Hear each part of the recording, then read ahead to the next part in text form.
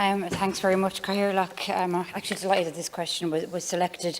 Minister, I'm sure you're well aware of this issue, and I'll expand further in the further minutes that I have, but this is the issue that was raised at the Agricultural Committee last week, and certainly it wasn't new at that point. It's been going on for several years for Dan Brennan and his family. Dan himself was up and gave evidence to the committee, and I just want to ask about a public inquiry and to ensure that all the stakeholders that are relevant to that are included in that. Thank you.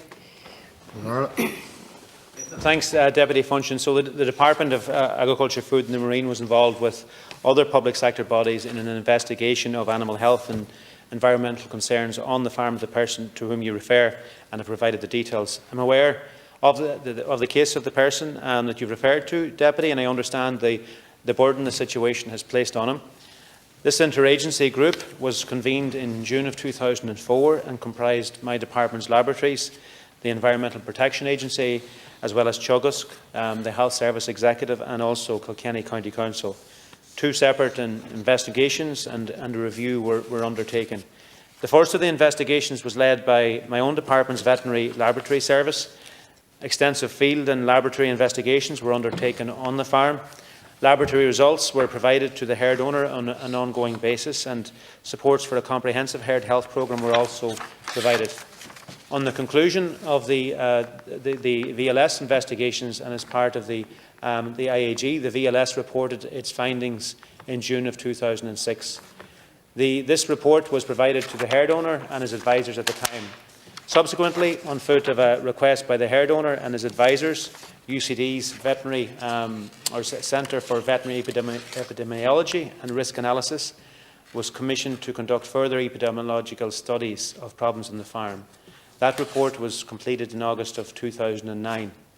This was provided to the herd owner and his advisers. The interagency group reviewed the findings of both the investigations and published its final report in August of 2010, and this was also provided to the herd owner and his advisers.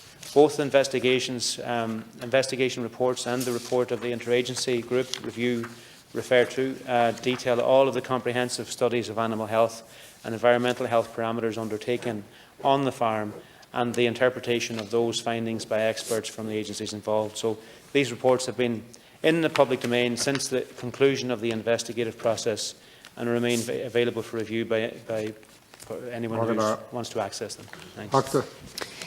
Minister, with all due respect, that's sort of like a history of the situation as to where we are now, but certainly so a lot more needs to be done. And for anyone that is unaware of this case or this situation that's watching this, when I first heard about it, it reminded me of the movie Erin Brockovich, or else that other movie that was written based on the company Tefel. This man, who was an excellent farmer, was basically told time and time again by the state, which includes the Department of Agriculture, that he basically wasn't up to standard as a farmer.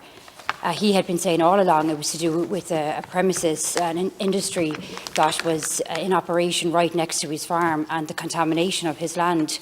And it turns out he was correct about that, because when the company closed up, within 2 years, everything went back to exactly as it should be on the farm. So he was correct, and he was made basically to feel, I'm sure, at times that he was going crazy.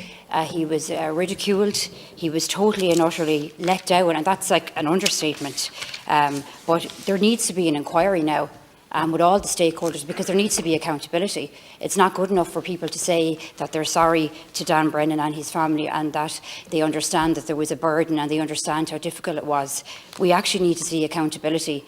People who were telling him for years that he was wrong, that he actually, in fact, was correct, and what's going to happen now, and what compensation or what's going to come of this.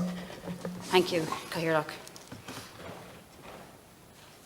Thanks, Deputy Funchion. So, listen, the reason I outlined the background to the case and the various assessments and investigations that took place is to outline that this is something that has been looked at in great detail, and indeed the investigations through the interagency group completed as far back as 2010. So this has been an issue and under consideration for a long time now, and indeed there had been very significant investigation and assessment carried out, and indeed reported to the farmer and his advisers So that's the backdrop to it, Deputy Funchion, and that's why I've outlined it. And all of those reports, and that report is available for public assessment and for public viewing as well. There isn't any proposal to reopen it. I think there had been a very thorough assessment and investigation at the time. Well, I can say now, Minister, that is definitely not going to be acceptable to Dan Brennan and to the other farmers in the area. They were here last week at the committee. There was great support for Dan with his family. His wife was there, and also other farmers in the locality and the local IFA, and certainly the Agricultural Committee. I'm not a member, but I attended last week. Were very much of the one voice in relation to this issue. It's a cross-party committee. It includes government representatives as well as opposition.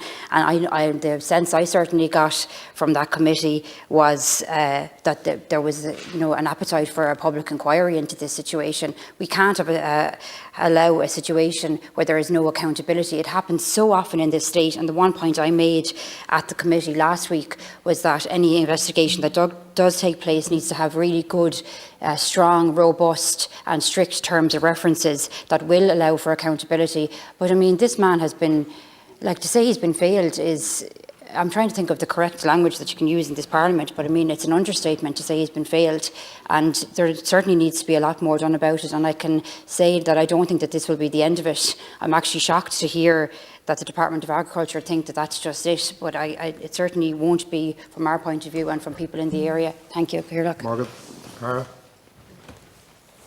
Yeah, no, Deputy, I've outlined the comprehensive assessments and investigations and work that was undertaken by the interagency group, which completed its work and published its report in 2010. I welcome the fact that the Oireachtas Agriculture Committee has considered this in recent times.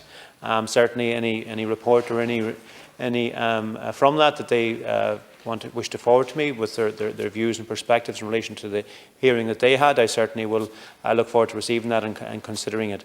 But I've outlined today the very comprehensive and in-depth reports and assessment that have taken back over 12 years ago, which are completed over 12 years ago now. But certainly in relation to the Agriculture Committee's report, they always keep me up to speed with the work that they have undertaken, and I certainly will review any submission I receive from them.